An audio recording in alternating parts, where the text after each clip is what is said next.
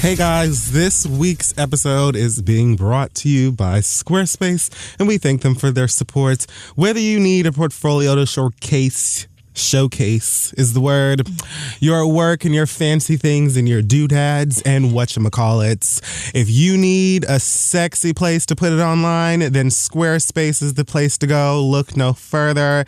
You can start a free trial today at squarespace.com if you enter offer code READ at checkout to get 10% off your first purchase plus a free domain, and they give you everything that it takes to make a beautiful place and space online, whether it's square or rectangle.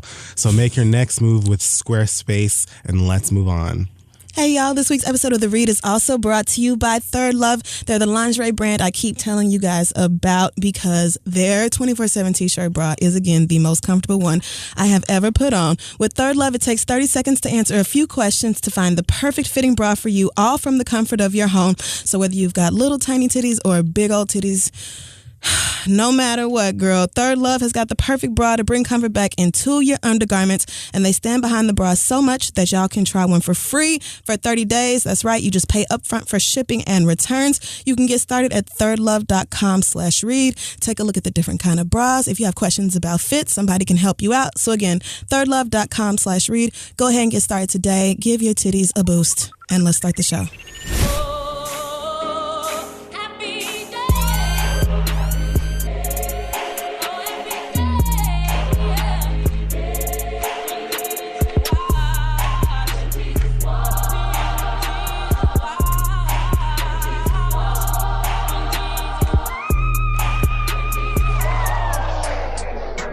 This. Oh my God. That's the quote. You, at first, did I even hear it? Is my soul back inside my body? I don't know. What did you say? Who brought this? Yep. Who brought this? That could be so many movies. Not like that. Who brought this? Not when said like that. Damn, I do not know. It's a movie I did already, actually. Really? Yeah. Okay, now I'm going to feel. Did I know it then? No. Okay, so, all right, thank you. Well, guys, welcome back to The Read. I am... Rude. I am One Punch Man. Okay, I am Samantha Irby. And this is The Read. So, guys, welcome back. It's so good to be cold back outside. Mm-hmm. And there are icebergs everywhere. But we made it anyway. And we're here to talk about things in the like, starting with Black Excellence. This week, Black Excellence goes out to a man by the name of David Yancey. David Yancey is a government and history teacher. Okay.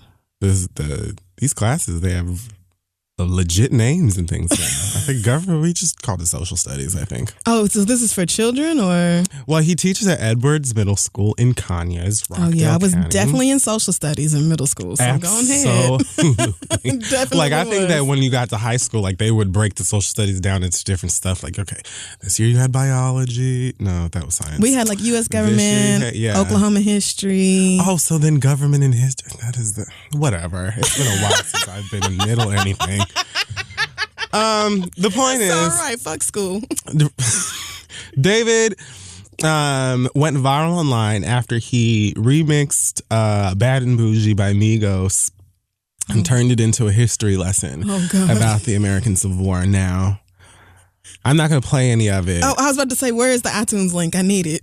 But you can go onto the line. I'm reading this on ajc.com, and you should watch the whole video. It's brilliant. The class is absolutely into it. Okay. And I just salute this brother for being the teacher that... I feel like we all had that one teacher, at least in the school somewhere, that was just like, okay, like, school blows. And I get it. Yeah. So I'm going to try and make this as engaging for y'all as possible. Yes. Make this a safe space. I absolutely will kick your little asses out of here if I have to do it. Mm-hmm. But don't make me. Right. We can all be cool and get through this together because Right. I am here for you and I want you to be something when you get out of here. Those were the teachers where on the days when y'all, like the class was just being assholes and pissed off like the cool teacher, everybody else would be like, bitch, see, I'm going to beat your ass after school. I swear to God. Because Miss Williams is nice. Right. And she don't never be doing nothing. That is so and here true. y'all go, getting on her. No, bitch, I'm slapping you, bitch. That is so true. Yeah, kids you be know your riding for that teacher is teacher. doing the right thing when somebody else acted up in class and be like, you have a student be like, hey, shut the fuck up. He said, turn to page 52. Don't get fucked up behind Mr. Banks. I will do it. Do not do it. Go ahead, Mr. Yancey, as you were saying. These kids is rude. I love it. So the record was remixed from Bad and Bougie to a record that he calls Mad and Losing. Mad and Losing. Oh, is this about the current administration? It might as well be. Oh, this is amazing. But it's about the Civil War. Oh, the Emancipation yes, it Proclamation. is.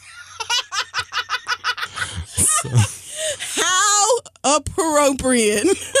Wow. He also has a video where he switched Adele's Hello to a lesson about Cherokee Indians and the Removal Act of 1830. And so it's really cool to be able to take, first of all, teachers don't get paid enough to just be making remixes They and do doing not. pop Hot 100 covers and things like The check is not big enough to cover creative ideas for these kids also. Grade papers and produce your own music. Yes. To then perform in class. And don't have to grade like essays where you have to sit there and read every shitty word that these little dumbasses wrote. Oh my God. They do not get paid enough. So salute to you for making it great shout out to there you. in Rockdale. And shout out to him and teachers and teaching and being someone who actually gives a shit about kids and learning and being somebody when they grow up. Because I have spoken from experience of having teachers who didn't give a third or fourth of a fuck about anything that had to do with my education. And I had no problem saying it to my face. Right, me too. And those teachers are truly shitty. But looking back, the ones who were in the middle of the road, who were like, I love teaching, but I hate y'all too. These kids are getting on my fucking nerves. Those are the teachers I feel like I really identify with the most. Because if I was an educator, I would not be the fun one coming up with remixes. And I would probably be the one who's like, can we just have a mutual agreement to not get on each other's nerves? Y'all don't bother me, and I won't bother y'all. Can we just be cool? Trying to reason with these kids, man. I can't do it. Shout out to teachers. Also, shout out to HBO's Insecure and Issa Rae. They will be back with season 2 on July 23rd. No word yet if Lawrence is going to die in a fiery car crash on episode 1. But I guess we'll wait to see on July 23rd. I kind of doubt it. I really kind of doubt it. You never know. Anything could happen. I kind of feel like hopefully what will happen is that he will ride off of the side of a cliff and die. No, he going to keep riding on off into Tasha. Moving along to... oh, God. And thank you to the million of you who pointed out last week that we forgot to mention Moonlight winning Best Picture at the Oscars, which was not they something... did too. See, that was the thing. Like, obviously very happy and proud for the film, specifically for, the black people involved in it, and less so the white producers who actually won the award. But like, I felt like that whole situation was so orchestrated, like it was so deliberately done that it made me mad. Like, it made me not even want to talk about it because I just didn't even want to get into the whole like, so y'all really let these white people come up here and give speeches and then act like fake benevolent and be like, oh, but really, black friends, come up here and have your award. Like the whole thing appreciate just... you so much and we love... love... my God. Oh, I just love Moonlight. Oh, my God. We love the black. Like, it annoyed me so bad. But yes. I actually lived, like, it took me a minute to come down off of my petty and realize that was problematic because at first I was so excited to see white faces crack in favor of blackness. Mm-hmm. And so I was just happy to see, them holding awards in their hands that they had to give to black people. But I was with friends, and one of them basically said the same thing. Yeah, that this kind of overshadowed the win. They robbed Moonlight of that moment. That's really true. Right, like, which is not the biggest deal, but like, y'all just robbed them of hearing Best Picture Moonlight. You just took that away. But made it about white people when it was already going to be awarded to white people anyway. Best Picture Yes. So anyway, though. First LGBT film to win Best Picture. Come on now. Come on now. And first blackety black, all black ass black movie. Yes. To win. And got re-released, Moonlight. I think, in additional theaters after the win and all that. So, and shout out to my baby father, Mahershala Ali. I thought that you were going to say my baby father, Trevante. Rose. No, I won't be arguing with you and the rest of the internet over Trevante because everybody wants him. And I did have an inappropriate dream about Mahershala Ali the other day, but I think it's because I fell asleep with Luke Cage on. Okay, well, that's understandable. It is. But either way, yes, very excited for them and for Miami, Florida. Yeah. Take it. That is just such a fucking win. Oh, man. I was reading in some newspaper article online that the Barry Jenkins, right? That's his name. Yeah. He was talking about how, they were going back to Miami and, of course, they're using massive lights in the streets at night. And mothers were coming up to them talking about, normally we can't let the kids come outside and play at night, but y'all are here. So the lights are in the streets, so it's safer. And kids were coming up to them like, stunned, had never seen, big ass cameras like that and all those different people. And he was like, all these little black boys and girls were like, wow, like they're filming a movie here. Like we could do something like this. Right. And how it was just so inspirational. I'm like, Moonlight is that is one of thousands of reasons that Moonlight deserved that win over fucking La La Land, white people and jazz. Which isn't even theirs. Right. White jazz on top of that. Like not even Anyway, it's like the Macklemore documentary trying to win over like anything else. It is just like Macklemore being like, oh, well, I'm up here winning, but Kendrick should have got this. You should have got this. Except Kendrick. Let's talk about it on Instagram instead of actually selling it. But and yes. that young, both the yes, the kid who plays young Chiron. Went right back to school.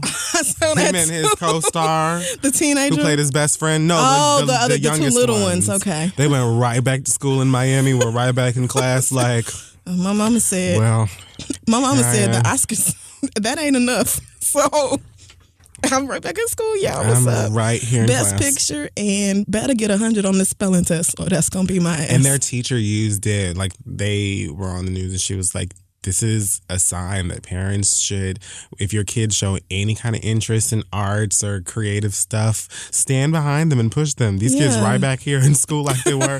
Although Lil Chiron about to be on a Showtime show. I can't remember what show it is that they said, but he's moving right along with his acting career and so on. But to take home that win, black, gay, and Miami. My God, right? It's you. It's me. It's you. I basically won That's Best yours, Picture. right? Your life. Well, not your life, but like, but like you, Close somebody enough. who shares so much in common with you. Absolutely. And the boy who played teenage Chiron, first of all, nigga broke my heart. Like, seriously, one of the best performances I've seen from anybody ever doing anything. Just the amount of emotion, the range that young man showed. Like, I get choked up thinking about it, so I can't wait to see what he does. I want to see him in everything. I got my Blu-ray copy of it, and it says Golden Globe nominations on it. And if they put out another one that says Best Picture winner, which I just feel like they should, I'm buying it. You should. Yeah, you should. So. And I'm going to get a Moonlight poster. Congrats to the cast. And frame it and put it somewhere in my house. Oh, go Blacks, because that movie's everything. So moving right along to the trash. Now, first of all, we're not even going to waste too much time because we wasted enough. And I really have a lot to say about pretty much just one thing. And so let's just breeze through this. Keenan and Kel are talking about doing a movie together. Super excited for them. I was actually watching all that on what they call the Splat, which is like throwback Nickelodeon. Oh, for people who were kids in the 90s? Yes. Okay. Well, I need to find that channel. It's Teen Nick or Nick, one of them, but it happens like only at night when only people from the 90s should still be up. Right. So. But I was on there watching all that, and I was like, these primarily colored children were on here had a variety show, doing a variety show of their own, and they were funny. They were funny, like legit hilarious. I was sitting up there cracking up watching Cal Mitchell do the Good Burger sketches before the movie came out. And like, they were funny as hell. They really were, and had legit musicians coming on too. I mean, was popping. TLC did the theme song. So Exactly. Anyway, so that's exciting. They're talking about doing something together, which I'm really excited to see. Next, Cordell Stewart won $3 million in a defamation lawsuit against Andrew I'm Delivered Caldwell. Oh, yes. After Andrew alleged that he and Cordell had a steamy love affair somewhere outside of Waffle House or some shit. I don't know, whatever. But he basically lied and told the girls that him and Cordell Stewart were fucking once upon a time. Cordell clearly said, oh, bitch, you got the wrong one. Because even if I am rolling around with the gays, please believe it wouldn't be someone like you who wears a sweater around his neck like a Banks. I don't know. I just made that up. I was about to say, what a quote. I don't know. I thought he was going to be like, at least give me a park, bitch. Waffle House. Right. I don't fucking think so. I have dignity. $1.5 million in general damages and $1.5 million in punitive damages. Mm-hmm. I like that word. Me too. As I'm reading the Daily Mail quote, as his reputation was significantly hurt by the Queen. Okay. We'll take it. You know what? Because you should be smarter than that. I mean, you should, but I watched it like you didn't think that he was going to sue you. Like, he's tired of people calling him gay, even if he is. But that you came out of here out of nowhere. You can't prove it. So leave me alone. Exactly. And I can't be mad at that. But you know, of the $3 million you won, you're going to see about 300. And that's being generous. You're not going to see that $3 million. And honestly, Cordell Stewart seems so petty that that's probably good enough for him. Yeah, he wanted the win. He wanted officially to be like, okay, right. The rest of you hoes is on notice. Exactly. You think you're cute in these Instagram videos talking shit. I don't even need no money. Just know that this can be you next. This could picture yourself. And you don't have the $1 million to give. I do. But you don't have anything. So leave me alone. So you would want to not fuck with me. Don't let him actually sue for an amount that niggas would have to pay. Right. Like $3,500, something where niggas would be like, oh my God, where am I going to get $3,500? Right. Oh, bitch. And then the courts or whoever just take it right on out your check. My God. Or whatever. Woo! Andrew Caldwell is already saying that it's not true that he didn't actually lose and et cetera, but girl. I mean, we only know who you are because you lie. Oh, God bless. I still feel like he was totally manipulated and like just that church did him so wrong. They just did so wrong by him. I did think that initially, but he has been riding the wave of this for such a long time that I don't think that anymore. I think that he knew full well what was going on. I think that he probably did want to be accepted and, you know, whatever within the actual church. But the viral thing, he knew what was going on when he did it, and it becoming viral just gave him an excuse to roll with it afterwards. I don't think that he has any trouble with who he is or knowing what his sexuality is or anything like that. He just wants attention. Well, I don't keep up with him on the internet, so he could be, you know. I try not to as well. Shout out to my friend Candace from Miami because she thinks he's a fucking hoot. She's always, we be laughing at his ass all day long. She sends me the clips.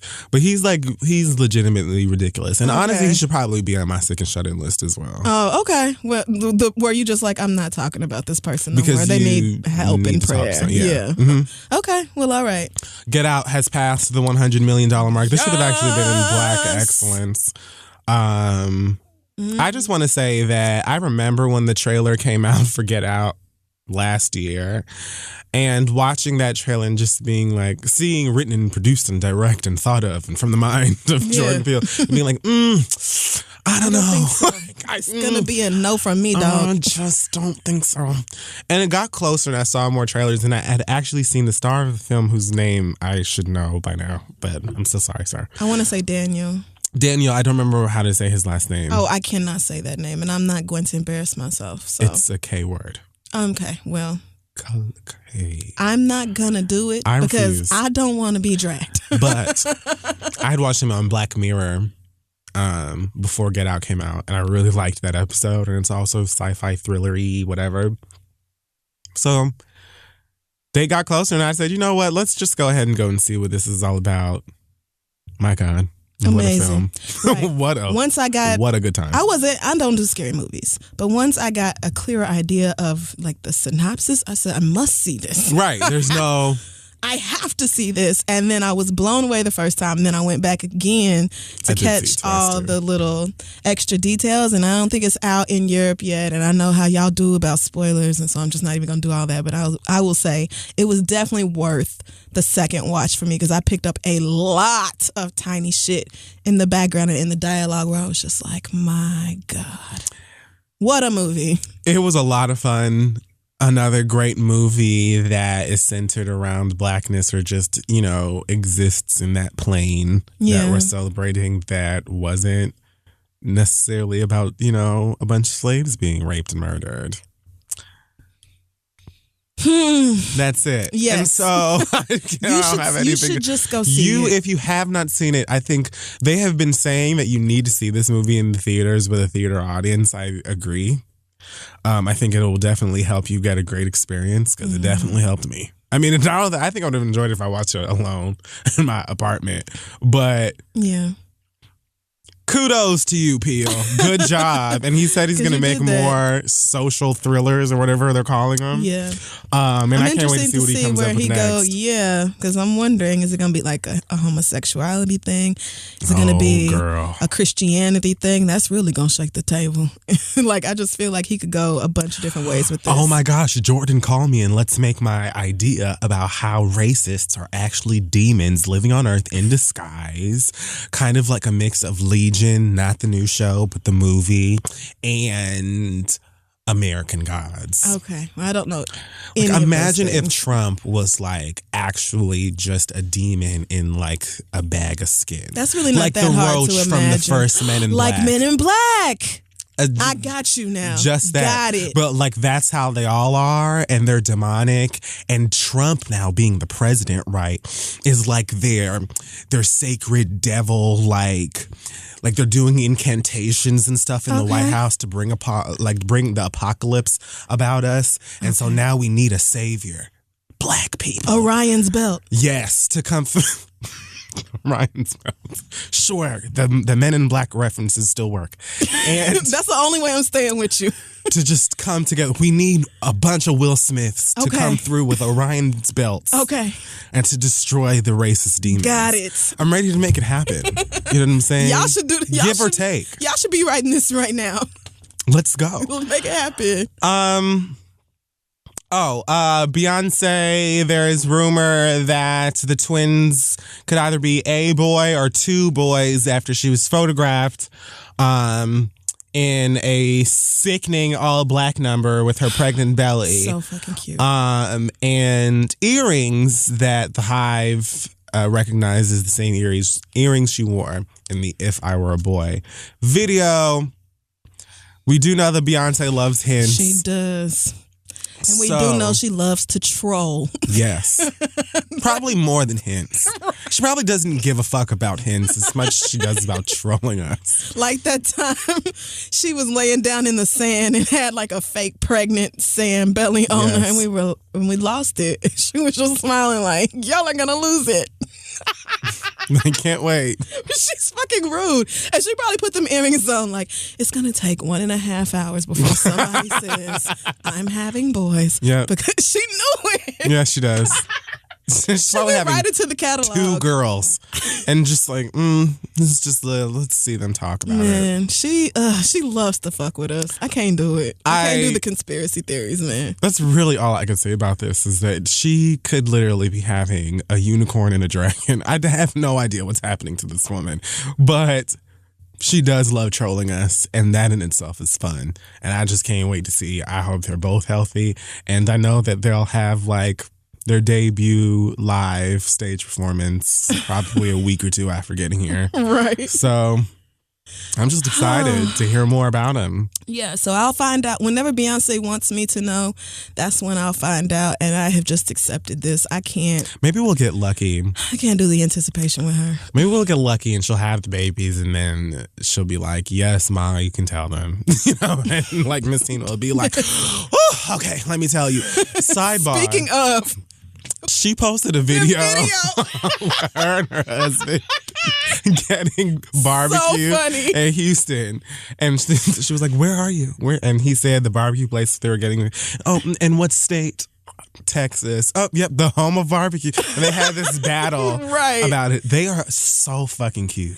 I thought you was gonna talk about that video where he put up she was like panning to him, and they was talking about Texas something. He put up his middle finger instead of like the hook 'em horns, and she was like, he's just mad, and I'm gonna have to go to H-Town and get my people on him to let him know he don't disrespect us. I love her. Are like high school sweethearts in high school. They are everything, man. That is so fucking cute. And his daughter looks like a 17-year-old. She does. Bianca Lawson, it just don't make no fucking sense. Still looks so young. It just, it blows my mind every time I look at her. Like, girl, you have looked like that. It's the same thing with Gabrielle Union. Like, she's gotten older, but the youth in the face...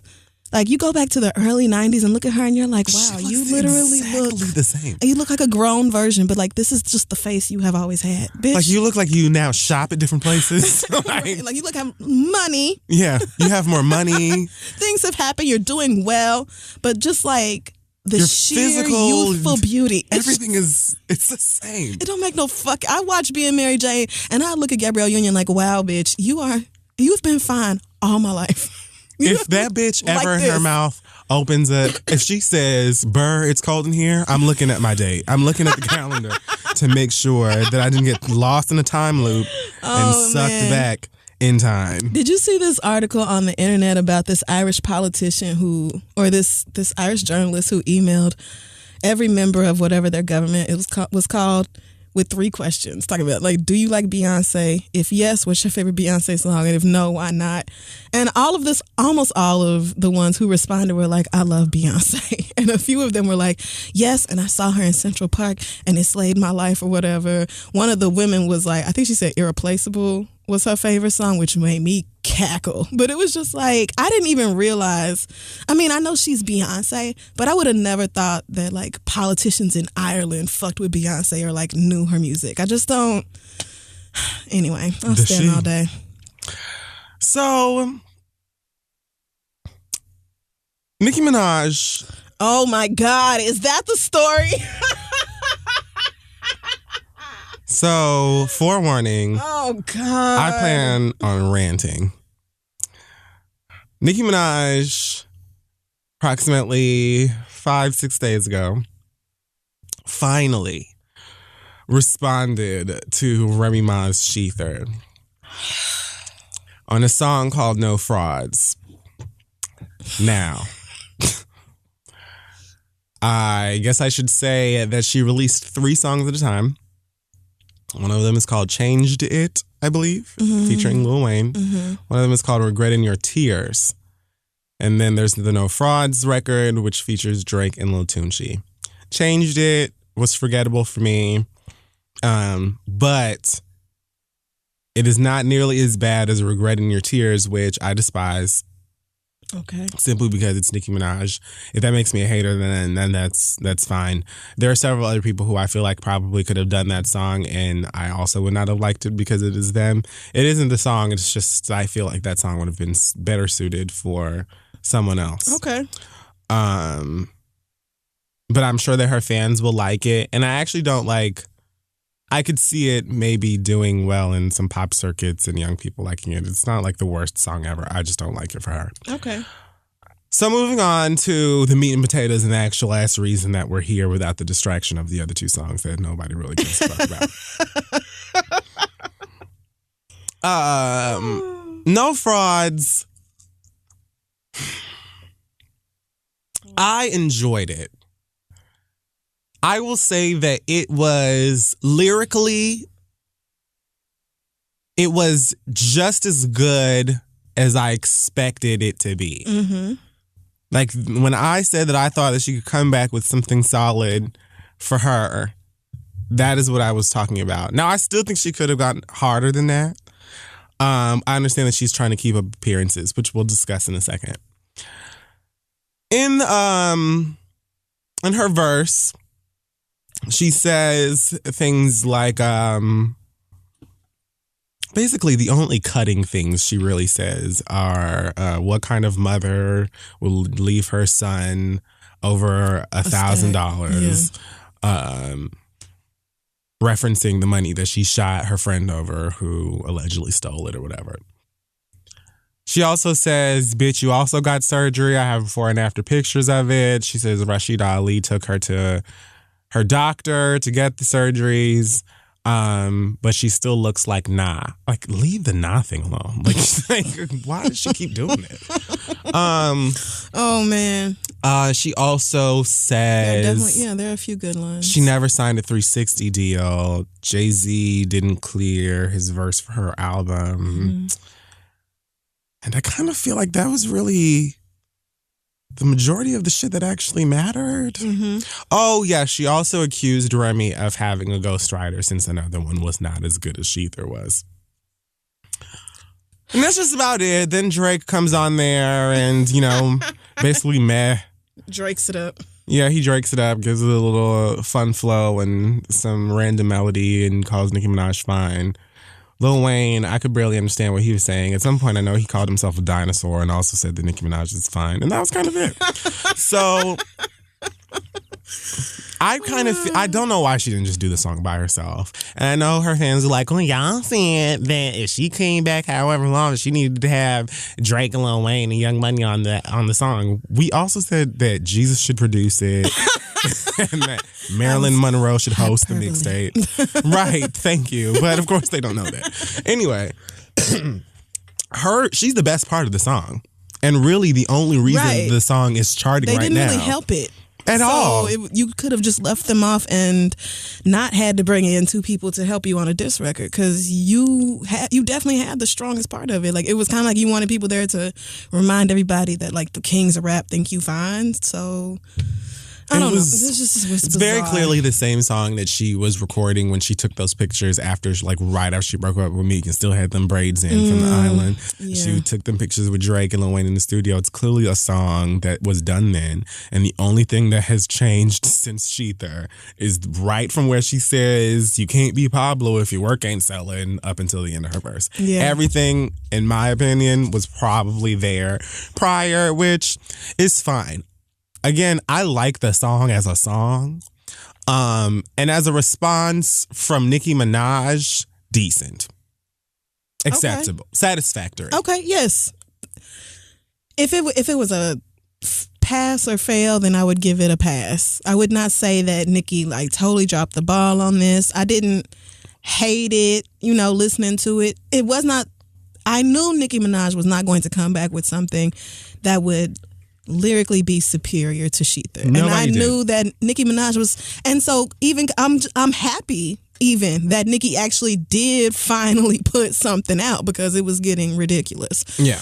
But everything I said last week still stands as far as who has the crown, and it should. I mean, because nothing has changed. That did not, if y'all really expect me to say or consider that this shit that Nicki put out was at all superior to Sheether, I just cannot. No, you just cannot be that deluded. I accept No Frauds as a temporary bop. Okay. I just throw your wrists up like that. I just enjoy that little, she can make a cute song. And I do think that it was intelligent to use the response to make the single response. I said that's what she was going to do. She's going to release a single or whatever, and she's going to take shots at her on the single, because that's exactly what Drake did. She didn't make up the recipe. She literally in the same studio with the nigga. And it's just a good idea, Yeah. So again, rap sale queen, bitch. Rap business queen. That's right. Take it all. Those belong to you. Somebody reminded me she does not have the best rap makeup line. That goes to Queen Latifah. And her contract with CoverGirl, bitch. Don't forget it. You don't ever shit on the Queen collection. Right. Oh, no. The King Latifah stance came for me early and quick. Bitch, have you forgotten? Don't you ever in your life forget about Queen Latifah gave you... Okay, she gave y'all black ass foundations and everything. She got a whole... She's been highlighting the girls forever. She said nah. So yes, I do like it as a song, and even as a response, and she can get my respect for responding. Yeah. As far as the beef itself goes, and who is the queen of rap with the materials we've been given, nothing is different. Right. Remy Ma still won. Sheether above and beyond in terms like miles ahead. Yeah.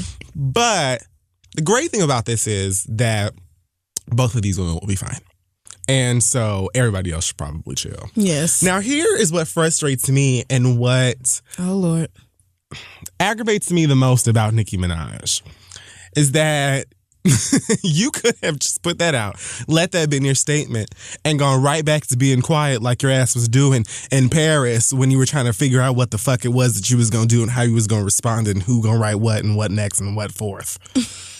But instead, she put the song out and got on Instagram, and I'm going to read all of this, which you know I never do. Right. No frauds, facts only. Those are hashtags. Okay. Featuring Drake and Wayne. Young Money to the death of me. Committing perjury. Hashtag I got before and after pictures of your surgery. Hashtag stop surgery shaming before I post them. Which I laughed. I don't care. I did. Stop surgery shaming. Like, that's how you address your surgery? Well, say stop surgery shaming. Somebody who has consistently said that she didn't have surgery and then was like, don't worry about whether I did or didn't. It's just like, this just, okay, girl, whatever. So is this like a collection of hashtags on Instagram or? No. Diss records can't be lies. Great diss records are Oh, God, I thought it was facts. done. Oh, God.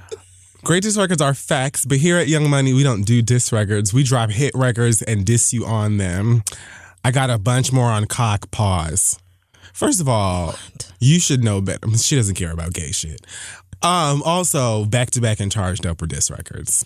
So Yes, they are. just the same way that No Frauds is a diss record. Just because you didn't do it by yourself and you didn't do it for 7 minutes doesn't mean that it's not a diss record. You diss Remy Ma on it, it's a diss record. Right. What? That was why you put it out. That's why you're writing this Instagram post. What are you talking about? The greats took 3 months to respond to diss records. Queens don't move on peasant time. Queens shut down Paris, then drop hits on queen time. You did not shut down Paris. Paris continued to operate at standard procedures. Paris, at best, was happy to have you along for the ride. I'm sure Paris enjoyed having Nicki Minaj. Please, he'll come again. But shut it down, sis. With that one tit out in them shorts. You killed the bitches with them shorts, Nicki. They wasn't ready. I love my fans. Y'all the real MVPs. Been writing my own rap since I was 11. God knows. Next week, I'll beat Aretha for the most Hot 100 hits on Billboard by any woman in the world ever in the history of music. Sideline, shout out to the person who made that fake diss record. The elite. Did you see that? Mm-mm. It was Aretha Franklin dissing God. Remy Ma and Nicki Minaj in the Got to Be Real voice. I know that Patti LaHelle didn't do it. Right. But it was still funny. Okay. Stay in your bum ass place. Chelsea gets you nowhere. Love to all my bad bitches. Now I got a countdown of my own for Shanae. You got 72 hours to drop a hit, and I'll give you $500,000 if you can book any show or interview without mentioning the queen name. On another note, my album is nothing but waves. LOL, my babies. You're gonna get your complete life. Love you guys so fucking much. Let's go. No frauds. Changed it. Regretting yours. Reggie Martin. And shout out to Lady Luck for speaking facts. They act like they didn't see her interview though. LOL. So I just want to breeze through some of the issues I have here with this very long and unnecessary iOS press release. Okie doke. First of all, I don't understand where all of this cockiness is coming from after a response that was okay at best. You know, like, this is really tough talk for someone who still can't lyrically best the person you mad at, and who released a record that was like acceptable. Right. You know, like, not outstanding, not memorable really in any significant way. And again, I don't know anybody that is not a hardcore Nicki Minaj stan who feels like you won this. I don't. Right. And it doesn't make everyone else a hater, everyone else irrational. It just means everybody else has working ears and a free thinking mind. So that confuses me, just like it confuses me that you're giving anybody a time constraint to do anything related to music. How the fuck you gonna tell this girl? First of all, you said right here, queens don't work on whatever time, and we don't do whatever time. The greats took 3 months to do that. Then you say you have 3 days to drop a hit and perform without mentioning my name. Girl. Oh, girl. You came to this party 2 weeks late. You brought 2 guests with you that nobody invited. Everybody been at the party having a good time, popping bottles at Ace of Spades. You brought us 3 strawberries. And now you're trying to tell aren't us they delicious? to leave. Great drink. Love them myself. But that wasn't this party. Like, this is a champagne affair. And you knew that. And you brought us malt liquor. And now you're trying flavored malt liquor to tell us to leave this party early and go to the next spot. Get out. Like, get out. And then want to promote your Zima like it was at all better than the real champagne we had already had.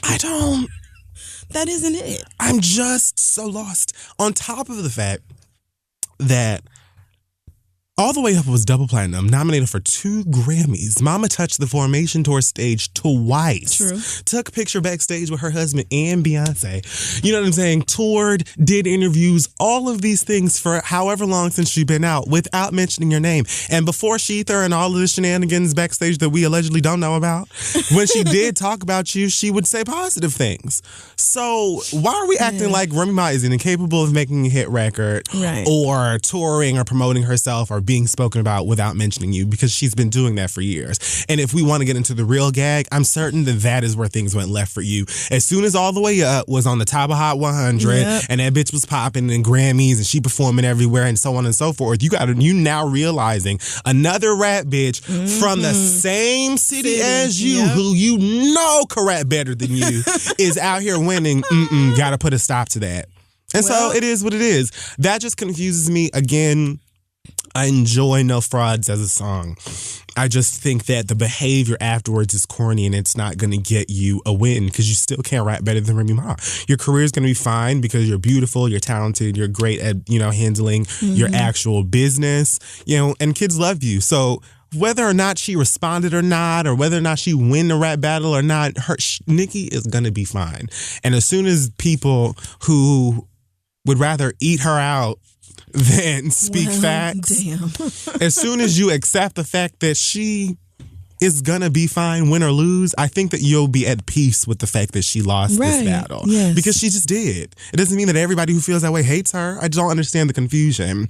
And they are really pissed about that too. They're very mad. Are y'all gonna go back on the terrible slanderous things you said about Nicki Minaj? No, she still lost. Every way you slice it, she lost. At best, I could say that I like the song because many people were like, well, bitch, I don't know what Iggy Azalea shit you was listening to, bitch, because that shit was trash.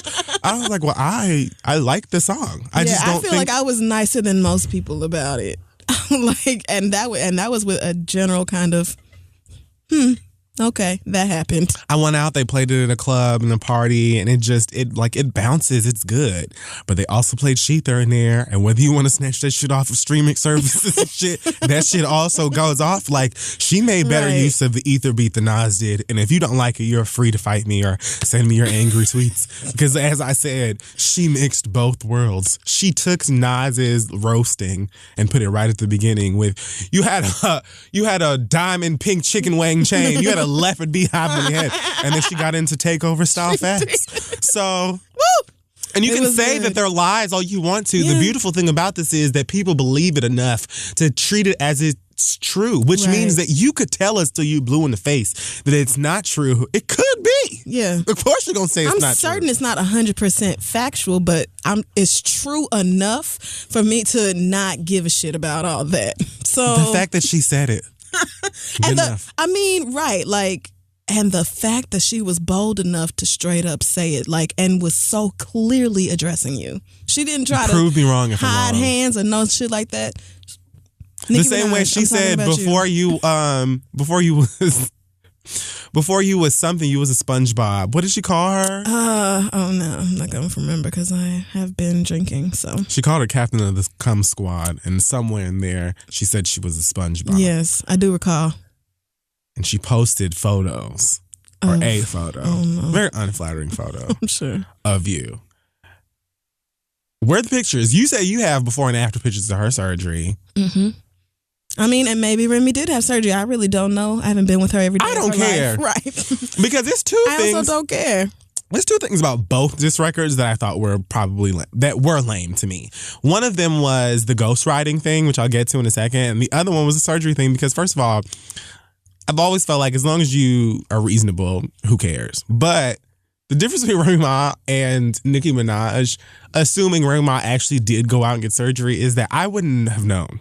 I would not have immediately looked at Remy Ma and just guessed that she went and had work done. Mm-hmm. Like, at best, maybe I would be like, maybe she uses waist trainers. Like, I don't know. Yeah. But looking at Nicki Minaj, whether you are looking at her tits or ass or nose or whatever, cheeks, whatever it is that you may think she had work done or didn't have work done there's no way that anybody above the age of like 7 looks at Nicki Minaj and is like, oh, that's how she was born. So it's just like, to me, oh man, y'all are just mudslinging in directions that don't make any sense, just like the ghostwriter thing now. Yeah. I mean, well, I feel like you're entitled to lie about your life if you want to, but Nicki has directly, like, I know I've heard Nicki Minaj deny having surgery. So she didn't do it for long, though. I mean, but girl, like, because how could you? Look at that ass. Are we really supposed to, like, it just, so that sort of thing to me, that just makes me look at you like, for me, that's the issue with you having surgery is if you just gone, and I mean, and you're entitled to lie if you want to because it's your business, but it just seems to me like that seems fucked up. Why not be like, yeah, I got surgery because I wanted a bigger ass and I love my new big ass and I'll bend over and you hoes can kiss it. Like, exactly. What's the point? Like, why lie about it? Also, this Lady Luck thing. She says, shout out to Lady Luck for speaking facts. They act like they didn't see her interview, though. They didn't, girl, because who was going out of their way to hear anything that Lady Luck has to say about anything? I also find this funny because I also said that she needed to find Lady Luck because that's the only person in recent memory that I could think of who challenged Remy Ma and came pretty close. So I went back and I watched the Lady Luck interview, and I have issues of my own with that because Lady Luck basically says, sitting next to Samaya Reese, who you may remember from the second season of Love and Hip Hop. Yes, I do. Yes, anyway, I do. They're together on that Bravo show. I can't watch it. I refuse. It's bad. It is bad. I'm sorry. It is poor. We just don't care. Not at all. Not almost. We just do not care. Like, I just don't. And y'all aren't entertaining on television. I'm sorry. It's just... I tried. Matter of opinion. I watched I do too. a couple of episodes. I suffered through a couple episodes. It's just not good. A couple is more than I can say. First Family and Hip Hop, something like that. Yeah. Yeah. Something like that. Sorry. It's awful. Y'all skating off of y'all grandparents' legacy. My God. Anyway, so she says in the interview, there was a lot of ranting and anger, but 3 main points that I'd like to discuss. The first one was that Sheether was trashed because Remy has a horrible flow. This is Lady Luck saying this. Okay. She listened to it once, had great insults, but after that she couldn't listen to it. It's like almost she could not listen to it just because her flow is awful and she's always had the same issue and she just like doesn't know how to stay on the beat and blah, blah, blah.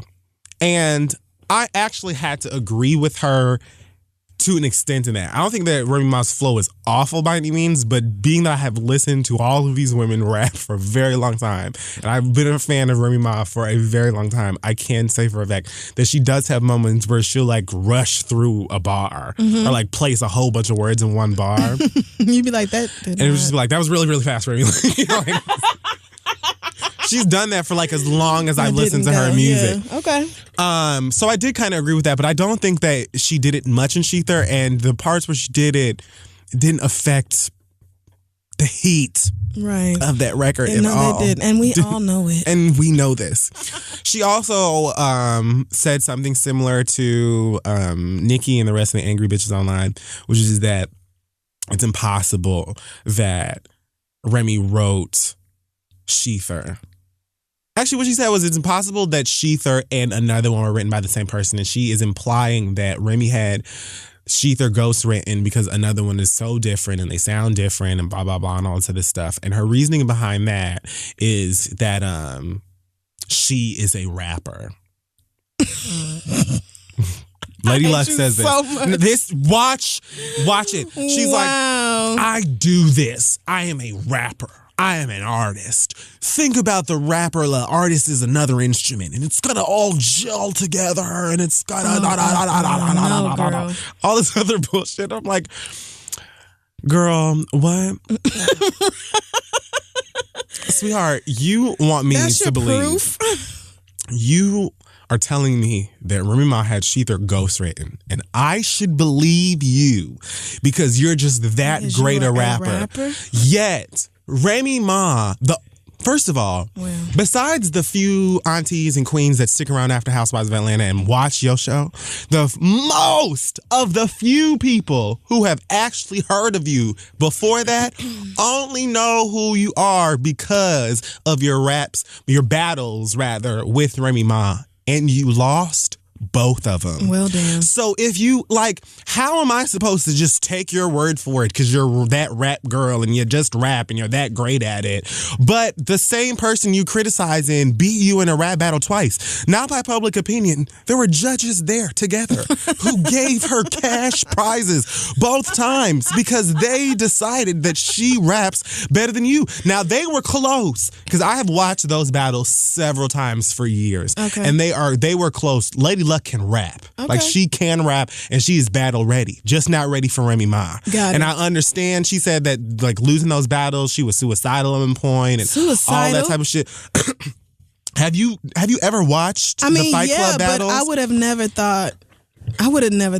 I mean, think about it. How many years has it been since then? Lady Luck ain't never had a hit record. Most people have never heard of her, don't know the name of her album, mixtape, none of that. And now you're sitting up here on this Bravo show that people still barely watch, trying to make it happen. All the while, Remy Ma had hit records, went to prison, came right back out, and got another one. And on a better reality show. And on the reality show that inspired yours. I get it. You know what I'm saying? But don't sit up here and expect me to just take your word for it. And Nicki Minaj talking about you speaking facts. What facts? She rap better than you and it's been proven by judges of both of y'all's peers.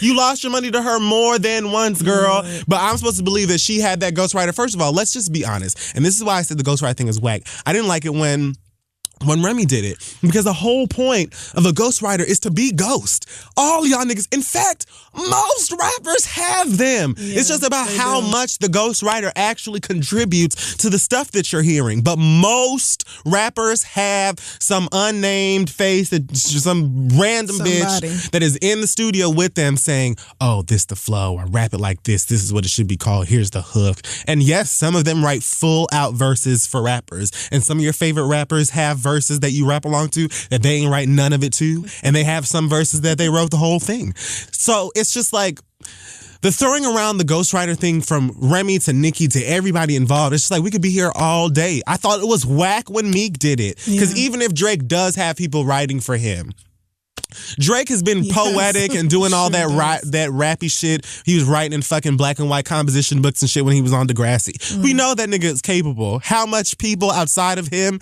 have contributed to what we know today? Mystery. And it can stay that way for as far as I'm concerned. Drake is an industry. The same way that Nicki Minaj is an industry. Whether they write their music or not, they've built something, a package that makes them bread and has made them successful. And that's why you love them so much. The difference between Nicki Minaj and Remy Ma is Nicki Minaj was able to build that package when nobody was paying any attention to female rap. Go back to the headlines when Nicki Minaj was popping and Pink Friday was about to come out. Everybody was saying she reopened the doors to female hip hop because she really made labels reconsider signing women in hip hop. She didn't have no competition. She never had anybody being like, bitch, I can rap better than you because I'm here right next to you too, and I'm also fly, bitch, so rap better than me, bitch. No, nobody was paying attention to any rap girls until Nicki Minaj created that package. But it doesn't mean she's the best rapper out. Remy Ma may not be the best rapper out. Fat Joe said in the interview, why are we neglecting the fact that Young M.A. is out here spitting flames? You know what I'm saying? On tour with 21 Savage. Also a New Yorker. Bars. Keeping her motherfucking head low and being quiet. Knee deep in puss. Out here with that girl. With that girl. And that's fine. Young M.A. is 24 years old. That's what I tell myself every time I start to feel a way about that. She is 24 years old. So I'm letting it go. I give Young M.A. and Tory Briggs till like the summer or Oh, fall yeah. Oh, to have yeah. a dramatic lesbian breakup. It's going down And on then Instagram Live. but you know they are going to be involved with each other a la Stevie and Jocelyn for the next few years. Oh, yes. Hating each other, breaking each other's shit. Like just getting on each other's skin. And May's going to have all the hoes. Tori's going to go back to Dick for a little minute, but still be pissed. Yeah. I know how this whole thing goes. And then it's going to be Instagram pictures talking about, yeah, your bitch always come back to my strap. Right. Shit Exactly. like this. I can't wait. I'm excited for it now. It's going to be great. Like, I just can't We wait. need good old black lesbian drama. Not too much. But I Just a like little bit. I love the hot sauce song. I love that she is aware of, you know, her market and making that New York bop and stuff like that. But when it comes to like that is not even a fraction of Young M.A's lyrical ability. Like when she puts rap. that bitch can rap. I And have guess worn what? out her EP, man. I cannot wait for her album. She can rap better than Nicki Minaj. That's no secret. Yes, absolutely. I don't think anybody would disagree with you. So, you know what I'm saying? God forbid they were to get into it, Young M.A would eat her ass alive too, and they don't even know each other. So it's just like, I guess I say all that to say, again, Nicki Minaj will be fine. I hope her album is good. I'm glad she's awake and that somebody actually challenged her even though she lost. I know that we are going to have many more singles and features that are going to be continuous jabs at Remy Ma in the situation again, over and over and over. She's going to be shading her over and over and over and probably piss Remy off enough to also take another shot. Like, this ain't over. Lord. It's over for me. And I was just about to say, I hope it is, though. Like, Nicki finally responded. You can feel however you felt about She's the not done. response. Let's box it up and move on. She's not done, though. Everybody. She ain't done. Remy Ma was literally on Instagram Live the other day talking about McDonald's fries and how much she loves the ones in the Bronx, laughing. Telling her mama to get off of the phone with Uber. I'm about to come pick you up, take you to Fish Market. Like, she was just driving down and went to the movies with her husband afterwards. She does not care because she knows that she won. But I know that Nicki is going to continue to take jabs at her. The bar is going to continue to take jabs at her, and she's going to say something again. This ain't done.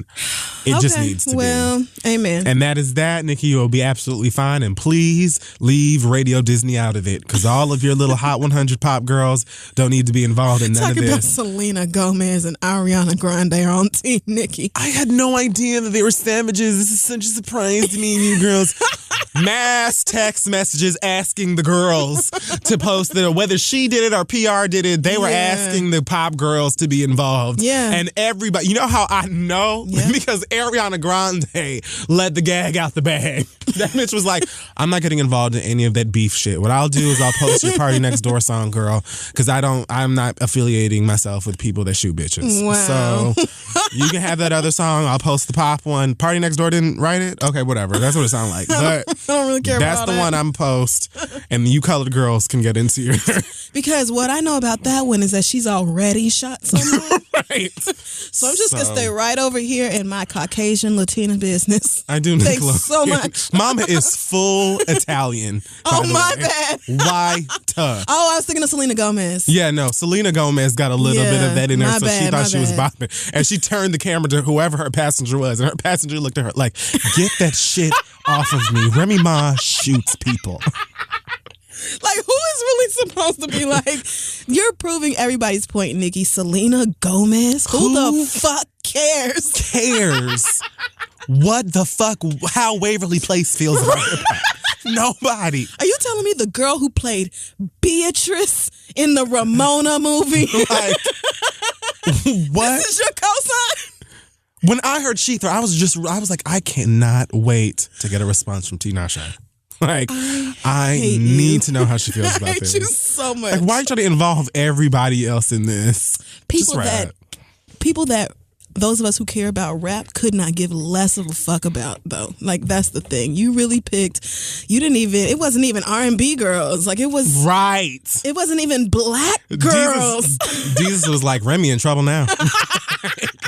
You have fucked up, Reminisce Mackie, because she has the squad is on your ass. Let me tell you something. Nicki. When Selena Gomez and Ariana Grande get to spraying Right. it's going to be a you problem. bitches better take cover. And that was something that was triggering for me because we know that that's what Taylor Swift does and did. Made a song about how much she don't like Katy Perry and invited every pretty woman she could possibly think of who was famous to be in the video with her. You couldn't do it by yourself? And see, all that just screams to me insecurity. Like, desperate. You know that you are not as good as this person. Been new. So you gonna scramble and trying to find other ways to make yourself look better than her because you know lyrically you cannot do it. Damn, that's sad. Oh, that's sad, ain't it? That is so sad. You ain't got to front for us. You don't have to do no half-ass responses and me trying to act like, okay. I'm going to respond to you, but I'm not pissed. Right. We make hit records, not disses. Oh, okay, girl. Well, ask your ex that. Because those were back-to-back diss records, just like this is a diss record. And if you were actually as much of a rapper and you do this and your pen is so great, like you like to say when you shade everybody else that can't rap as good as you, then you would have known that and you would have saluted that and you would have been here quicker than you were. But you didn't. You took the L, and that's okay. I hope her album is great, and I hope that Blue Ivy is still allowing you to speak to her mama. But because we know how she is. Because we know how she is. The twins are coming. They don't have time for the mess. You know what I'm saying? She just... Blue Ivy's in preparation mode. She ain't got time for extras and external conflicts, things of that nature. She's focused. She's ready. You call Beyonce's number from Nicki Minaj's phone, you probably get a message from Blue Ivy that says, if you would like to make a call to my mama, don't. Blue Ivy probably has the Bluetooth on Beyonce's phone set up on her Apple Watch so she can just decline Beyonce's call. Who is the... No. We got mommy yoga coming up in 20 minutes. Absolutely not. She's not about to get your blood pressure up, being. We're not doing it. You can text her later. Well, that is just about it for this section of the show. Send all of your anger on over to your mama because she's probably the only one who may give a solid liquid or gas fuck about how you feel about anything that was said today. All right, let's take a break. Hey guys, I don't know if you're snowed in or not or what's going on outside your door, but I do know that you need to eat. And if you're going to do that, you might as well make it something tasty. Let me tell you all about Blue Apron. For less than $10 a meal, Blue Apron delivers easy to follow seasonal recipes along with pre-portioned ingredients right to your door. I tell you all of the time, the white folk who live in my building love it. They swear by it. I've gone into it myself, and you can make real old 5-star restaurant meals right in your house and surprise yourself and, you know, maybe Netflix and chill date or something like that and act like you really throw down, you know? Yeah, go and lie to somebody. Make them think you can really cook. Blue Apron can help out with that, and it doesn't even take a long time. You can make delicious meals yourself in under about 40 minutes, and it's quality food that you can feel good about. Blue Apron ships the exact amount of ingredients required, so they are reducing the amount of food waste. Some of the meals coming up this month include pork chops and miso butter with bok choy and marinated apple. Bitch, what? I love spicy shrimp coconut curry with cabbage and rice, vegetable chili and baked sweet potatoes with crispy tortilla strips, more and more. You will love how good it feels and tastes to create incredible home-cooked meals with Blue Apron, so don't wait. Go to blueapron.com/theread. Blue Apron is just a better way to cook. Check out this week's menu. Get your first 3 meals for free with free shipping. Again, blueapron.com/theread. And let's move on. All right, so we're back, and now it is time for listener letters. It is. Send your questions to asktheread@gmail.com. So remember the young person who emailed us last week, and she was like, I don't know if I should quit my job because they're getting on my nerves and all that. So she sent in an update and said, 2 of my friends listened to the read and knew that letter came from me. Yay. But 45 minutes after I sent you that email, I went on ahead and wrote my 2-week resignation. Word. I did that to keep it professional and to squeeze 2 more checks out that job because of the way the pay periods are set up. I don't think I've ever felt so good, she said in my dusting voice. Thanks for the candidness and the advice. I'm glad it worked out for you. Ain't nothing wrong with quitting, girl. Nothing at all. So, whatever you needed to do for yourself. I agree. All right. Our first letter this week comes from Unique. She says, I am 23. My name is Unique. And yes, you can say my real name because I want my boyfriend to know exactly who the fuck is saying this. I know that's right. Let's do this. Okay, so I have been on and off with this guy for about 8 years. We started when we were 15 years old in high school, but we took a break and I had 2 kids by his used-to-be best friend who is absent, but that's cool. They call my boyfriend daddy and he is a great dad. They don't even know their quote-unquote real dad. But anyway, I've been living with my boyfriend for 3 years now and we split everything. We're both in college and everything is great because we're super focused, but this nigga won't marry me. I don't give a fuck about a wedding. I could go to the courthouse, but he always gives excuse after excuse. I can't give you a big wedding, or I can't afford a nice ring.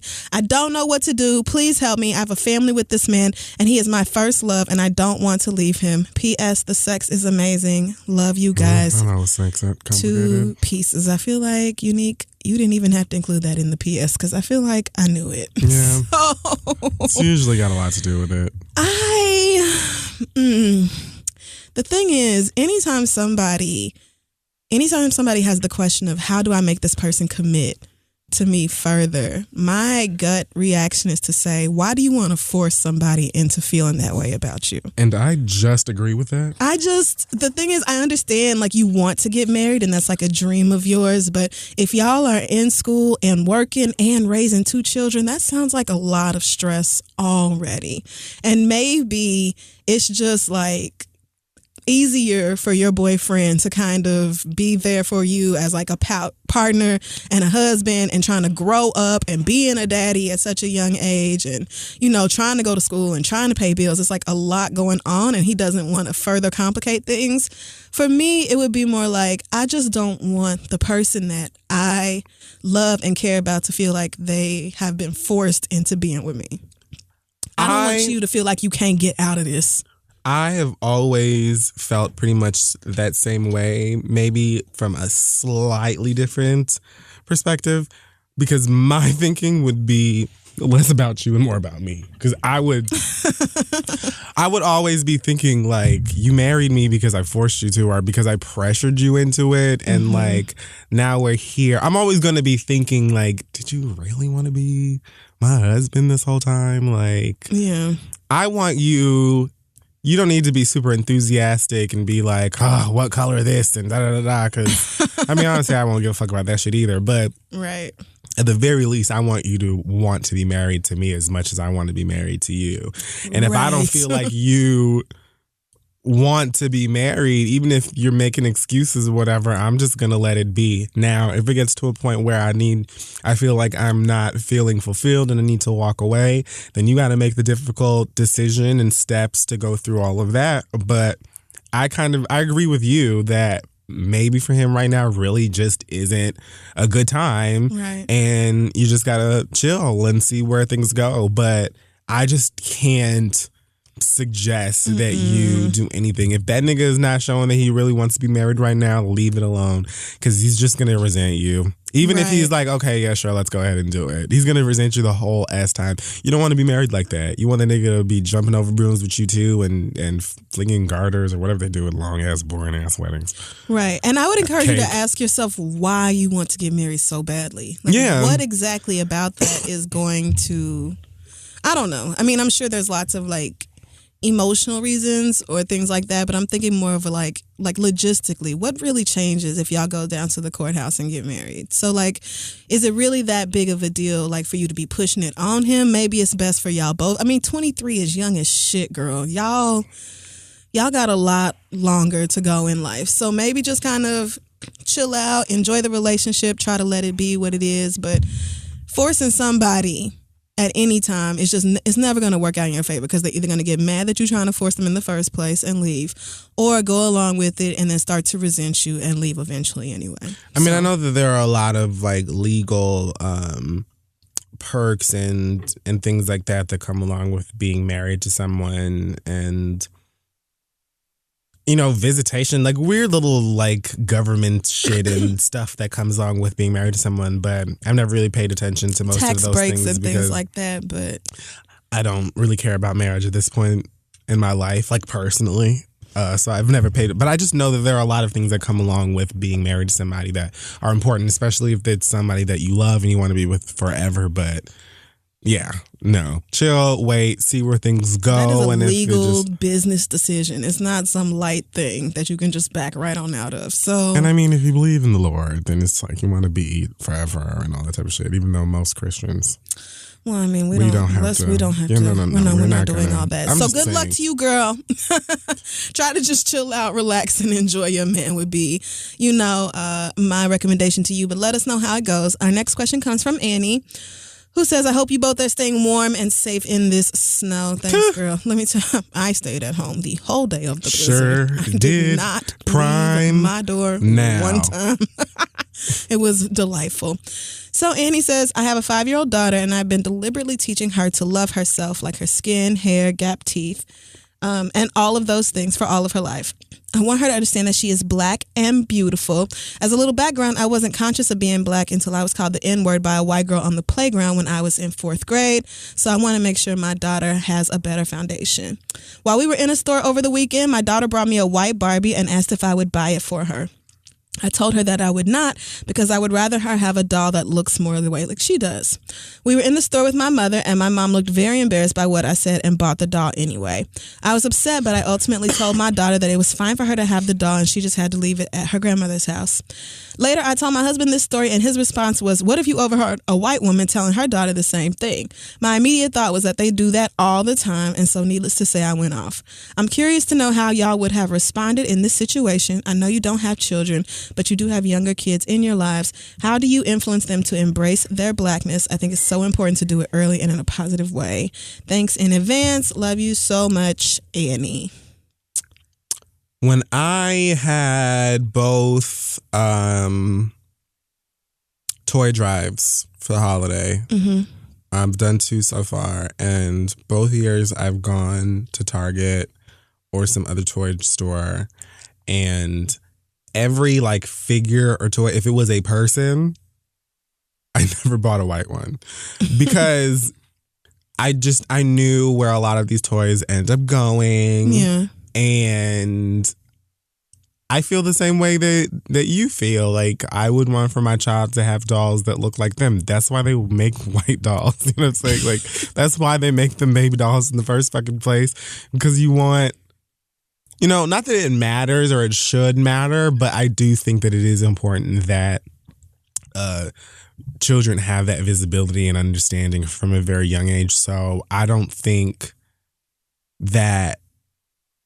it would have been as problematic as if a white parent had said that to their child. You know what I'm saying? Because if you go to Target right now, you walk down them toy aisles, you will see 500 white toys and you will see a handful of black ones. Yeah.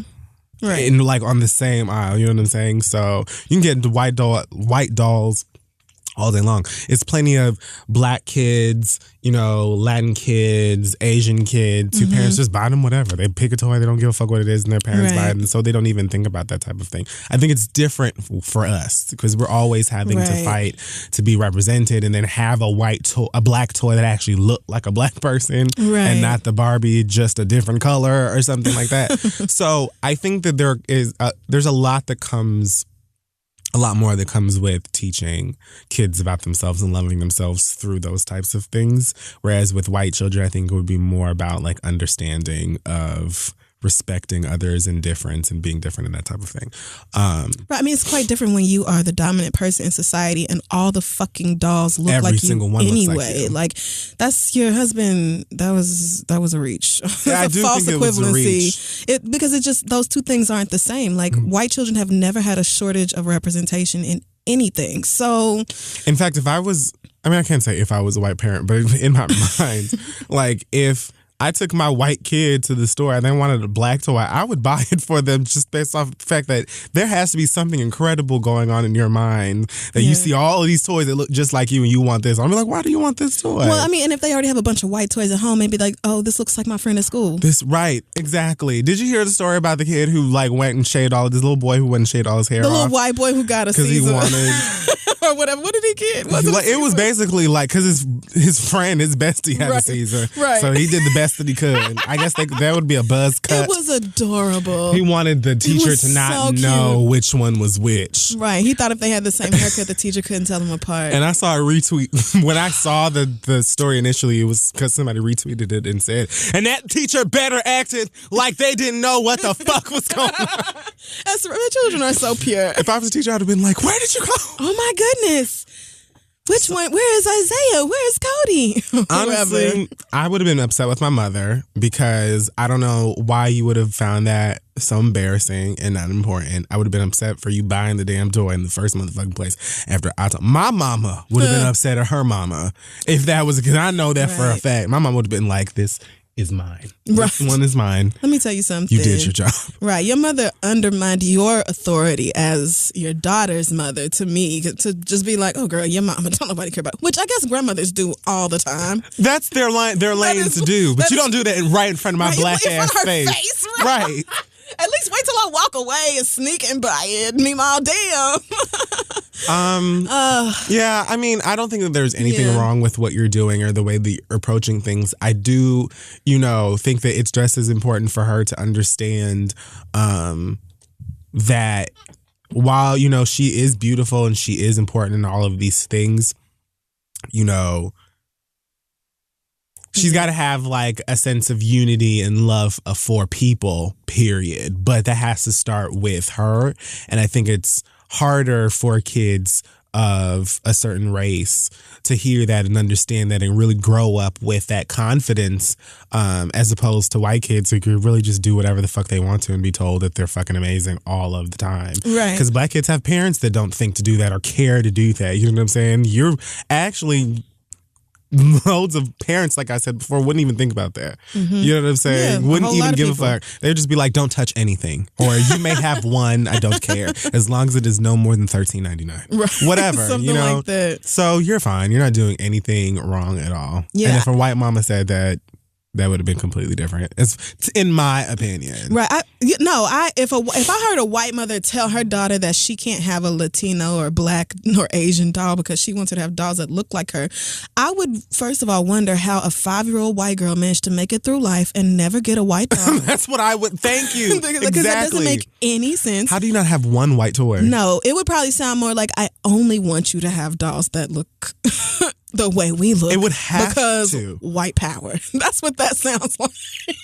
Like, I just don't understand how that is like right, confusing. Because as a former black girl, I did have the occasional black doll, but they coexisted with the white ones because white ones were everywhere. Exactly. So, like all them little baby dolls that you put the little fake bottle up to their face and baby born and all those stuff, they were just the white one painted black. Right. So it nothing wasn't even different about the facial features, even like. So anyway. You're talking about an industry that barely even gives a fuck about the representation or your kids having toys that looked like them up until recently. You know what I'm saying? Mm-hmm. So, right. At least I get it, sister. You ain't do shit wrong. Buy her whatever she wants, but make sure she gets the, curly haired. Yeah. I do think you asked your 5-year-old to make a political decision that she was not prepared to make. Like, you telling her, I want you to have dolls that look like you is valid and real, but she's 5. So she was like, I mean, that's nice, but like, I want the doll. I don't. So I probably would have been like, mommy doesn't, think that these are the best toys or whatever, but if grandma wants to buy it for you, then you can have it at her house. Like maybe something like that if your mother had not jumped in the way she did and just been like, girl, you being dumb, and bought the doll. Like I probably would have tried to position it to the little girl in that way, but I feel like I'm picturing telling myself a 5-year-old that she can't have a doll because it's white and her looking back at me like, I don't care that she's white, because kids don't give a shit about that type of thing. Yeah, they don't give a shit about that type of thing. But that's wording why the way you use your words is the most important. Because I wouldn't tell you can't have this doll because that's a white doll. Like, I would say the exact same thing that it seems like it was worded. Like, have a doll that looks like you, that's pretty and beautiful the way that you are. Yes. Or just be like, I'm just going to buy you this shit and I'm going to have no conversations with you. And tell your husband to chill out with this what if a white girl shit, because mess and lies. Let me tell you what we ain't doing. And let's not base our behavior off of what white people would do, Please. Okay? White people, the original colonizers. The people that base their behavior off what we do. Right. People who want to beat... let's not do this. So our last question comes from... Actually, are we done? I feel like we've been running late. Let's just go ahead. Let's go ahead and cut it. All right, send your questions to asktheread@gmail.com. We'll be back. Hey guys, thanks so much again to Squarespace for supporting this week's episode of The Read. Listen, if you are trying to create any sort of idea online and make an amazing and sexy eye-catching platform for it, Squarespace is the place to go. They give you everything you need to look like an expert right from the very start, even if you don't know what the hell you're doing. And they even include a custom domain. That's everything you need for a presence online. And I know very, very, very, very, very many of you are thinking of some business or some nonprofit or something, and you don't know what the heck you're doing. I'm telling you, I've used it myself. Crystal has used it. It's easy. Squarespace has award-winning templates. Creating a beautiful website is a simple and intuitive process. Add and arrange your content with a click of a mouse, and there's nothing to install, patch, or upgrade ever. It's all done right there online. It's so damn easy. I can't tell you enough. Yes, because as somebody who has built websites before with other services, you always have to upgrade or patch or install some all the time. shit constantly. Squarespace takes all of that out, and if you do happen to have a problem, you can hit up their 24/7 customer support team to help you out with anything, no matter how technical or trivial it may seem. So go ahead and make your next move. Start your free trial at Squarespace today by going to squarespace.com. Enter offer code READ to get 10% off your first purchase plus a free domain. That's offer code READ at squarespace.com. Go ahead and bring your big ideas to life with Squarespace and The Read, and let's move on. Thank you. Also, huge thanks to ZipRecruiter. This week's episode is also being brought by them. That's if you're right. hiring or know somebody who's hiring, you need to tell them about ZipRecruiter because they have a platform that will allow you to post a job in one place and get hundreds and hundreds of amazing candidates using the top job sites, 100 job sites, in fact, including social media networks like Facebook and Twitter, all with a single click from all over the place. Basically, that means you can put in all of the parameters and things that you are looking for the right candidate, and boom, you click, it's sent all over the world in the www, and you find all of the bad bees that you could possibly need. That's right. You find candidates in any city or industry nationwide. Just post once and watch all the qualified resumes start rolling in. If you have any trouble, ZipRecruiter's friendly and human support staff is ready to help. So find out today why ZipRecruiter has been used by over 1 million businesses. Go ahead and post your job on ZipRecruiter for free by going to ZipRecruiter.com/theread. That's ZipRecruiter.com/theread. Take all the trouble and guesswork out of hiring. Let ZipRecruiter help you out, and let's finish the show. Okay, so we are back, and it is time for the read. It is. Do you have like a long emotional one or not? I do not, so you can feel free to go. I was going to say I also do not. I just want to talk about this story that I heard out of New Jersey the other day from an elementary school, South Mountain Elementary School. Yes. In New Jersey, had a 5th grade class complete a drawing of an event that would occur during your assigned colonial time period, including a poster for a lecture, speech, protest, or slave auction. And so, yes, that means that as part of the regular curriculum, and it came out later that they've been doing this for the past decade, they have children in 5th grade classes designing posters for slave auctions. And I mean, one of them is like an advertisement for a 12-year-old girl named Anne, who is described as a fine house girl.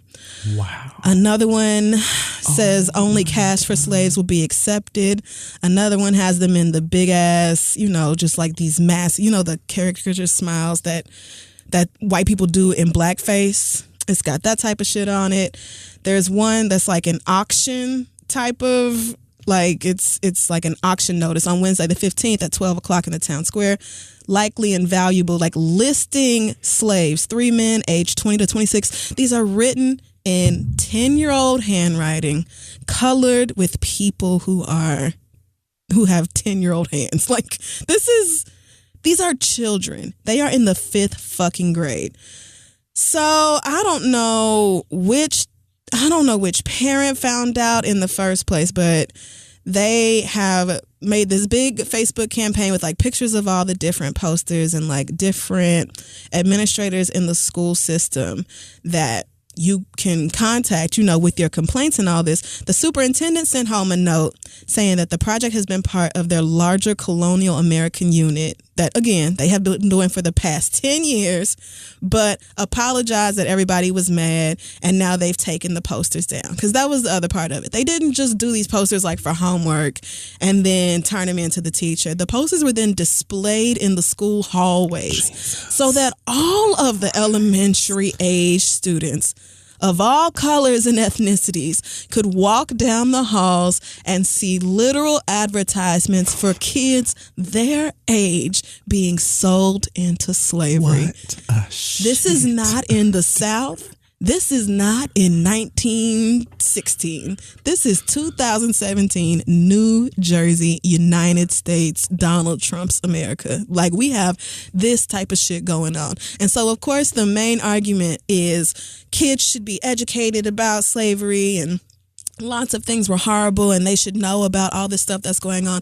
And that is true. But first of all, if we are going to teach children about slavery, it should be age appropriate. Not saying that we lie and call slaves indentured servants like some of y'all want to do to these textbooks in Texas.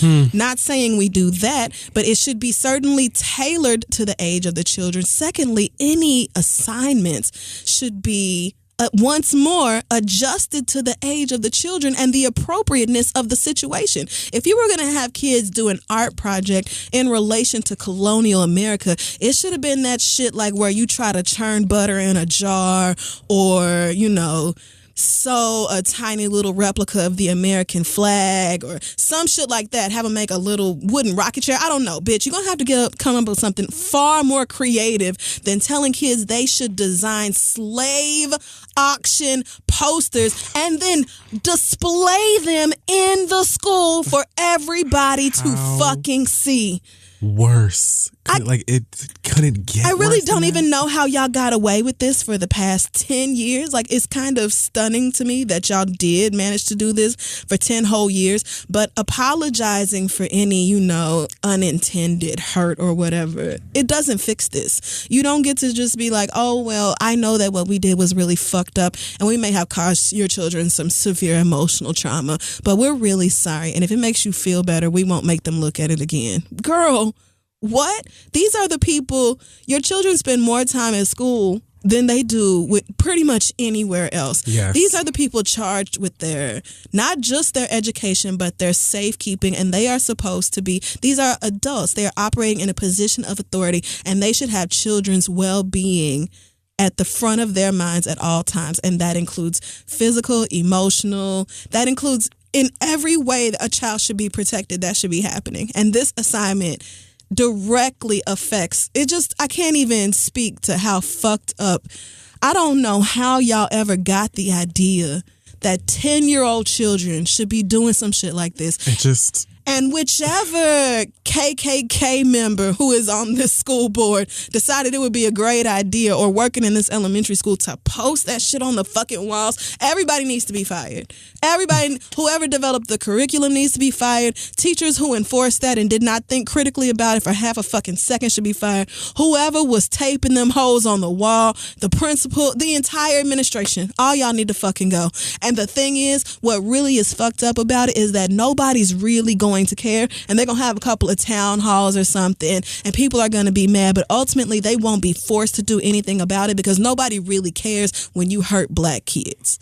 Nobody really cares. It was like that story of the little girl, I think that was in Texas, remember? And she went off on like a weekend trip or something with her classmates and came back, and they had dragged her around with a rope.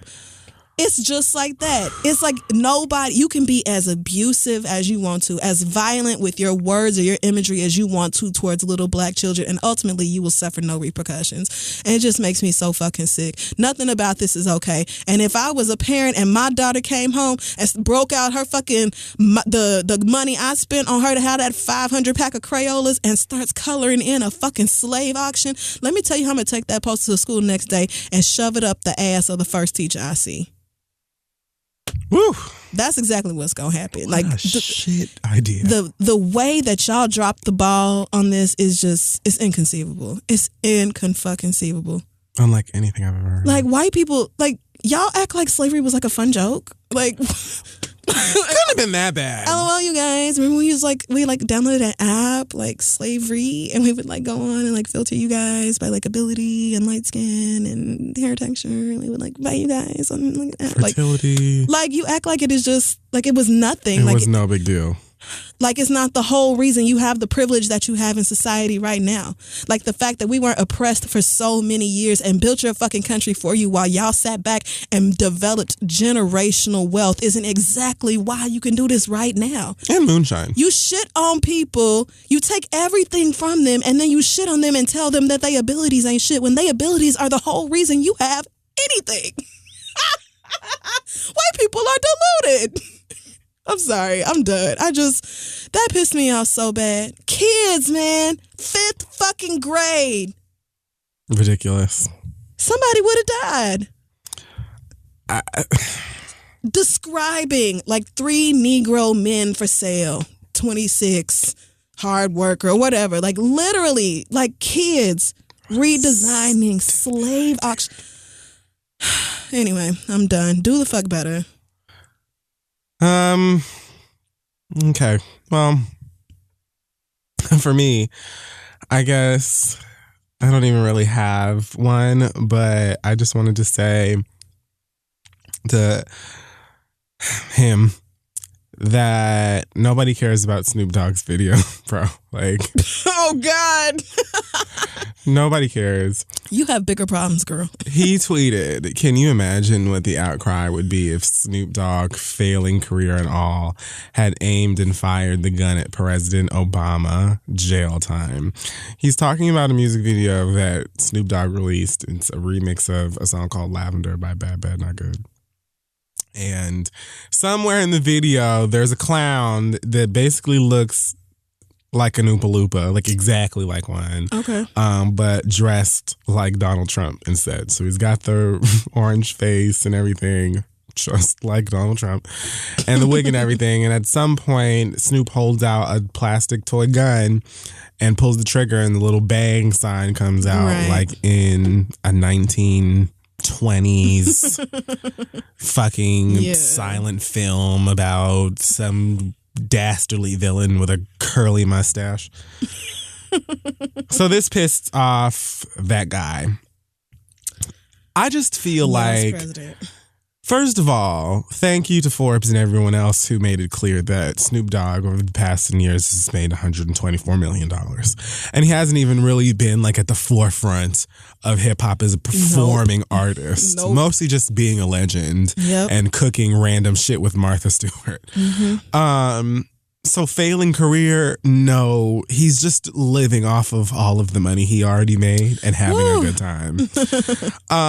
Now, as far as your the rest of this tweet goes, first of all, leave Obama alone. Like, haven't you learned by now that you should just shut your ass up when it comes to him? Like, aren't you and your whole squad scared shitless now because you decided that you wanted to imply that Obama was wiretapping your shit, trying to put you out there or whatever, and Obama was somewhere jet skiing or motherfucking throwing darts or taking shots of fucking Duce or something and just minding his business, getting texts about this, laughing. Right.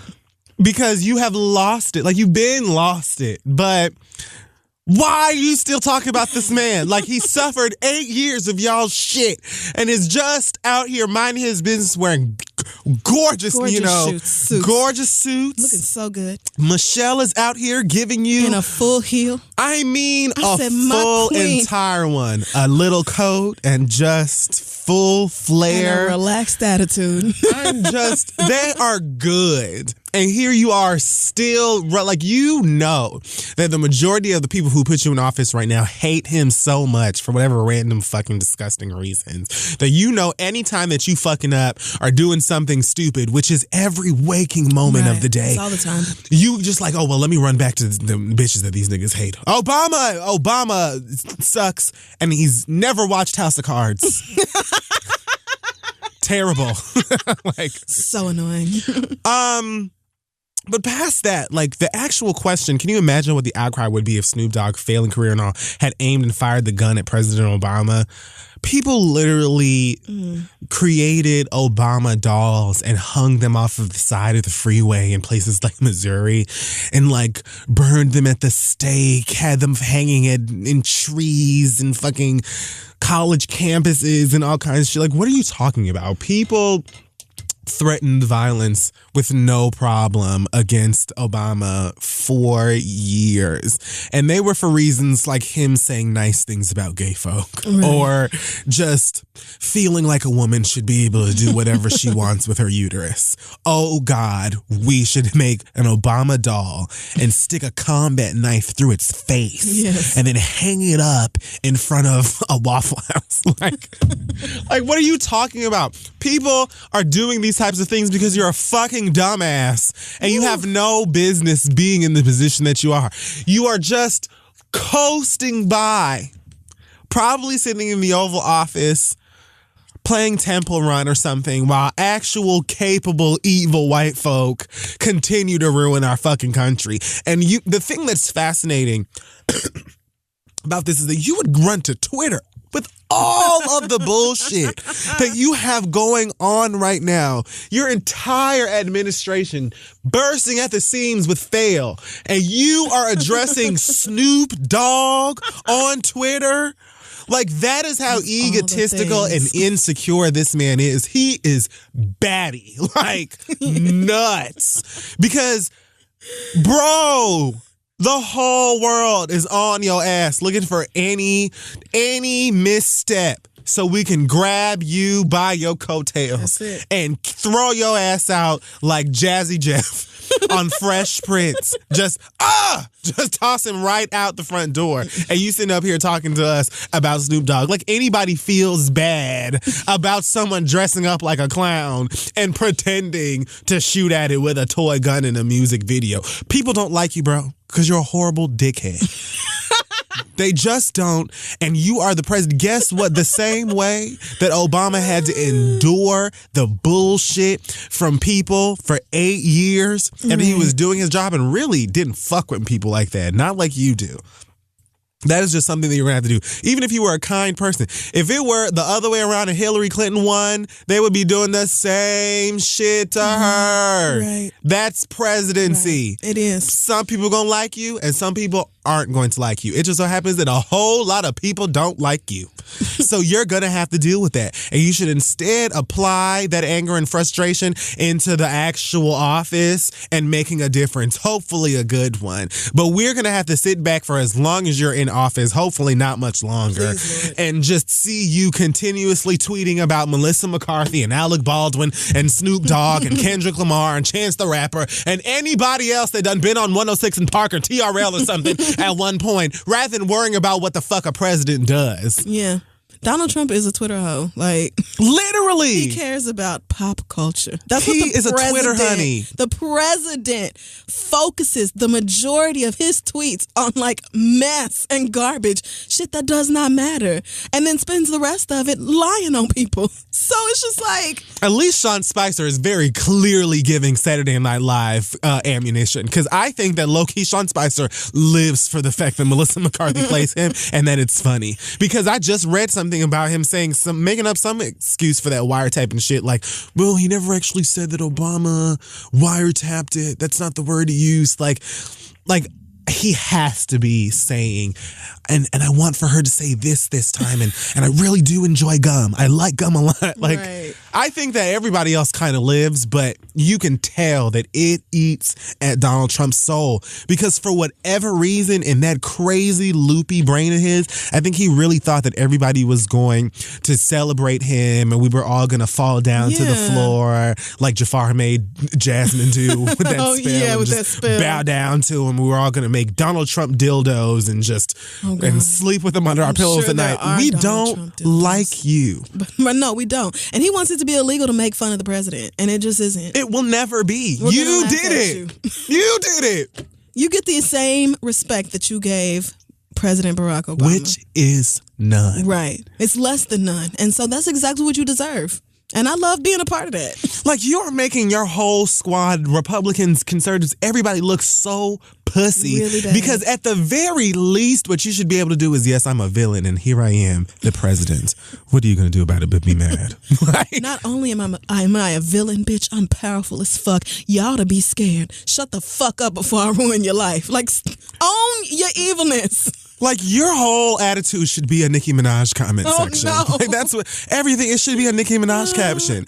You should be a no frauds response. Like, that's how you need to be. Let's not acting. give him no ideas. He's never gonna do that because he is like mentally unstable and not fit to be the president. He is more worried about being celebrated and being, looked at as this bad, all-powerful bitch. Like, I really think that we could possibly do him like Aladdin did Jafar. Like, if he could be a genie, we could just trap him in a bottle and throw that shit in the ocean. He's because an he'd take egomaniac. it. Yes. He is. Yes. He is more worried about what people think about him than actually being a good president. Thank you. You have the self-esteem of a teenage girl. And I'm here to tell you that you so worried about what people are saying about you on you Snapchat. ain't even Regina. You're Gretchen. Like, you're not even Gretchen. You're Karen. You're Karen. You are Karen. Oh my God. It's like Karen. I have ESPN or something. You are literally Karen feeling your breasts in the rain to know if it's raining. No, that's right. That is you in a nutshell. And I'm just disgusted. Whoa. And if you ask most people if they prefer you or Snoop Dogg, they will probably say Snoop. Mm-hmm. They probably will. And I know that steams your broccoli. And that's the only good thing about you being president is that I know that I can continue to at least tweet and retweet horrible things about you. And it hits. That shit hurts your entire core, and I'll take it. And one day, Lord willing, I'm going to hear the headline that Donald Trump has died. And, knowing that day is going to come, it keeps me going a lot of the time. One day it's going to happen. So I just hold on to that. Well, just like whether it's soon or it's later. I just hope that I am still here when I get to hear the headline. Oh, George Zimmerman has died. Like, God, the body roll I will hit that nothing day. else. If nothing else, God, just let me be here when that happens. Like, I just want to be alive when they say that nigga has died. Hopefully in a slow, painful death. Right. It keeps me going, too. The more torture, the better. I will take it. Is there video? Because I will stream this. I will put that in a Kodak frame and have it looping on the bar in my fucking apartment every day. I will pour myself a drink and watch that nigga die, and then watch Real Housewives or Legion or some shit. Justice. This felt good. I don't know what's better, the Hennessy or the taste of justice. Just knowing that it has finally been served. Okay, so let's stop. That's something illegal. Yeah, whatever. Because jail time. Apparently, are already trying to hunt down Snoop Dogg for expressing his opinion that we agree with. It's gonna be illegal to talk about him soon. So bring it on. That wraps up this week's episode. Thanks again to Third Love for supporting the read. Their bras were developed using thousands of women's measurements and range from sizes AA to G, including half cups. They stand behind the bras so much that they are willing to let y'all try a bra from their 24/7 collection free. Just pay $2.99 for shipping. Go to thirdlove.com/read to get all the details. I really do. Y'all, that 24/7 t-shirt bra, bitch. Woo, it is everything. So yeah, shout out to Third Love. Kid Fury, you have any news this week? Yes. First of all, thank you so much to the folks over at the Public Service Announcement Podcast for having me on their show this week and listen to it on iTunes. I had a really good time. Let me go down with that. I said some not so nice things about your friend Darden. Oh, that's fine. I mean, I'm not. I don't give. I work with too many different people to be getting involved in all that. I do not care. Also, my Furious Thoughts live tour kicks off next week in Atlanta on the 24th, and then Dallas on the 25th.